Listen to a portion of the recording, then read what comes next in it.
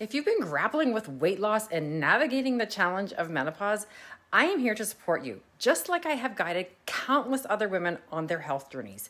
My name is Sheri. I am 54 years old and I lost 23 pounds of menopause weight over a year ago, and I've kept it off, and I just want to help you do the same. So explore the link in my bio for more information and support. And don't forget to follow for more.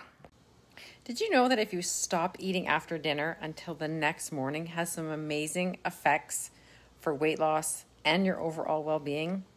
My name is Sheri. I am 55 years old and I lost 23 pounds of menopause weight over 2 years ago, and I have kept it off. And I just want to share with you some tips on how I did it so you can do the same. So studies show that giving your body a break from eating overnight can help regulate blood sugar levels, improve your digestion, support fat burning, and give the body time to focus on a repair, rejuvenation, let the liver cleanse, and have a restful night's sleep. Try making this simple change. It makes such a big difference. Who's ready to give it a try?